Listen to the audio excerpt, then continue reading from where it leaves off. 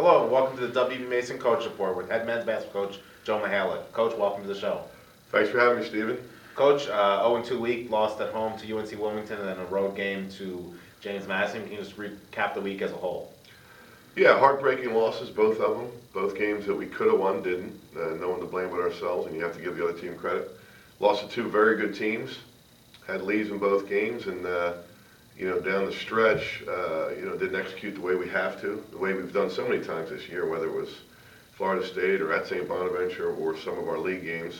But we're incredibly proud of our team. I mean, we've got the heart of a lion. We made our bonehead mistakes. We did things we shouldn't have done. Came out, I think, in both games a little soft at the beginning of the second half. But really proud of these guys, the way they battled and fought and play their hearts out. You mentioned the start of the second half. Both games are kind of a tale of two halves. Great first halves, not so great second halves. Can you talk about, is there anything you've noticed while breaking down the film that might help to solve those issues? Yeah, no, I wish it was that. I wish it was we should have ran this play, or did we should have played a different defense or whatever. I think it's just a carryover thing, and a mature team should know better. So shame on us. Some coaches joke that halftime can kill you because you have your momentum going. We were playing really well at the end of both of those halves, and then you have that 15-minute timeout, and it can break your momentum. But that's the way the game goes. So shame on us for not coming out a little more fired up, or whatever the right word is, for the start of the second half. One player that had another incredible week, Rokas Gustiz, his rebounding is just astonishing now. 21 rebounds against UNC Wilmington, 18 against James Madison. The 21 was the first person with more than 20 since 1976 here at Hofstra. We talk about it every week now, but let's talk about his development specifically as a rebounder. Yeah, he's had an incredible year. I mean, just an incredible year. I don't know of a front court player, and there's some good players in this league. I don't know of a front court player in the league playing better than him. Here's a guy that tries to get 20. He doesn't try to get 10 rebounds a game. He tries to get 20, and often does. It's amazing how he's eliminated a lot of the nonsense from last year, where when I say nonsense, I just mean he was just kind of a little bit out of control offensively. He's got his composure, his control now, and he's just playing basketball now, and he's using all his skills, and he's been not just rebounding. He's scoring some points too. So he's been terrific. James Madison, nice career milestone for Wanye Green, reaches 1,000 points at Hofstra, 32nd player ever to do that here for the program, and remarkably, the only fourth player ever to score 1,000 at two different institutions. He's talked about his week. Yeah, he also is. But I'll tell you what, he's one of those guys. When you coach for a long time, you just you got to every once in a while take a deep breath and be thankful you're lucky enough to coach someone like him. Special player, special guy. And I say this all the time. You've heard me say it 20 times already. Here's a guy who scored so many points. He's scored so many points. He's done it at two schools. But I don't think of him as a scorer. I think of him as one of the best point guards I've ever been around, and an elite passer, and maybe someone that can pass at the highest level. I think he's 7th in the country in assists. So here we are talking about a guy that's doing some incredible things, scoring the ball, and he's 7th in the country in assists.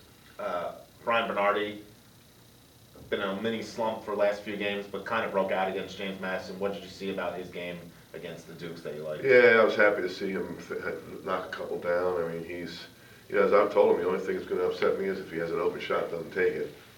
He's a terrific shooter. He's been a great shooter probably since he was 6 years old. So, he knows as well as anyone that the shots are going to fall. He's not doing anything wrong. It's just you could be an inch off, and that's all it takes. So it was good to see him take it to the basket a little bit and score some points that way.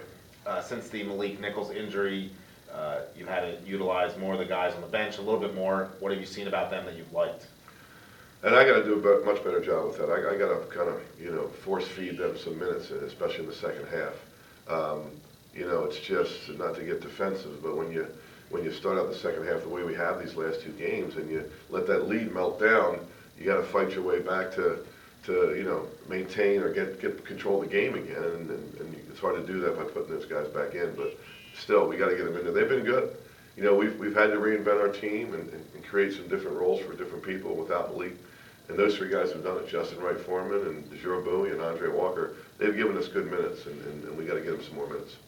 2 road games this week. First up is William Mary, the delayed game played a couple weeks ago where you guys were incredible in the second half.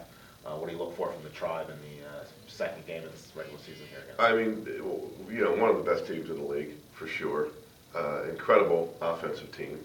Playing really, really well right now. We're playing one of the hottest teams in the league, maybe in the country, in the league. They're very good at their place, so it'll be a great challenge. And you know, when we got our schedule back in September, you know, you and I probably had this conversation. You could look at these last 2 games and these next 2 and say, wow, those are 4 tough ones there. So we're in the eye of the storm right now, and you know, it's exciting times, and you know, we're anxious to get down there and see if we can't play as well. We've played the last 2 games, but playing a little better, I guess, right? You alluded to this 4-game stretch right now. You're in the midst of. Probably, you're about to go on the longest road trip of the year in terms of days and time on the road.